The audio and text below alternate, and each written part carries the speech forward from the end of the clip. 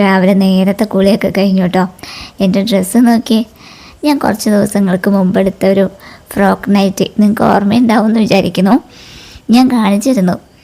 അത് ആൾട്ടറൊക്കെ ചെയ്ത് എൻ്റെ പാകത്തിനാക്കി ഇന്നാണ് ഞാൻ ഇട്ടത് കേട്ടോ. എങ്ങനെയുണ്ട്? കൊള്ളാവോ? എനിക്ക് ചേരുന്നുണ്ടോ? കമൻറ്റ് ചെയ്യണേ. പിന്നെ വീട്ടിൽ പണികളൊക്കെ നടക്കുന്നുണ്ട്. അതായത് നമ്മുടെ വാതിലിൻ്റെ കട്ടിലൊക്കെ ചതിൽ പിടിച്ചിട്ട് മരത്തിൻ്റെയാണ്. അത് മരമൊക്കെ മാറ്റിയിട്ട് ഇരുമ്പിൻ്റെ ആക്കാൻ പോകണം. അപ്പോൾ ആ പണികളൊക്കെ നടക്കുന്നുണ്ട് കേട്ടോ. പണിക്കാരൊക്കെ ഉള്ളതുകൊണ്ട് അവർക്ക് ഫുഡ് കൊടുക്കണം രാവിലെ. അപ്പോൾ 2 ആളേ ഉള്ളൂ. അപ്പോൾ അവർക്ക് ഫുഡ് ഉണ്ടാക്കണം. അപ്പോൾ ഇഡ്ഡലി ഉണ്ടാക്കിയിട്ടുണ്ടാകും രാവിലെ. ഇഡ്ഡലിയും ഇഷ്ടവും ഒക്കെ ഉണ്ടാക്കിയിട്ടുണ്ട്.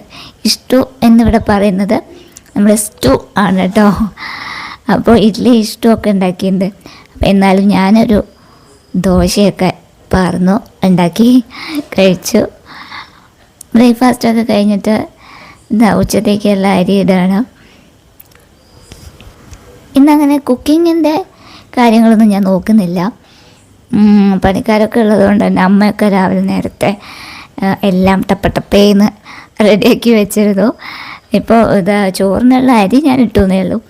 കൂട്ടാനും ഒക്കെ അമ്മ വേഗം റെഡിയാക്കി വെച്ചു. അതുകൊണ്ട് എനിക്കിന്ന് കൂടുതൽ അങ്ങനെ പണിയൊന്നും ഉണ്ടായിരുന്നില്ല.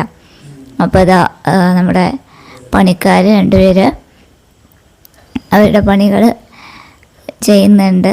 കട്ടില മാറ്റിയിട്ട് ഇരുമ്പിൻ്റെ ഒക്കെയാണ്.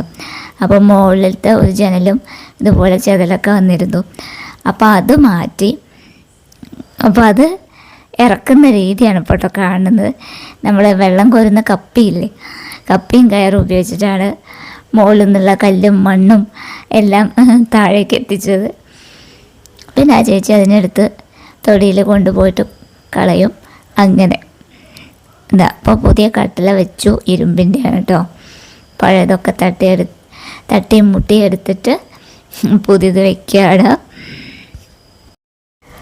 സൂര്യവെളിച്ചം വരുമ്പോൾ തന്നെ മനസ്സിനൊരു സന്തോഷമാണല്ലേ.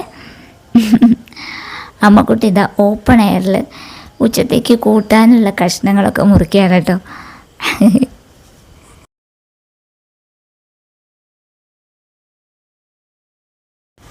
മൊത്തം 3 കട്ടില മാറ്റിയിട്ടോ. പൊടി നല്ലപോലെ ടെൻഷൻ ഉണ്ടായിരുന്നു എനിക്ക്. പക്ഷേ ഡ്രില്ലിങ് മെഷീൻ ഉപയോഗിക്കാത്തത് കൊണ്ട് അധികം പൊടി പേടിച്ച് അത്രയൊന്നും പൊടി വന്നില്ല കേട്ടോ.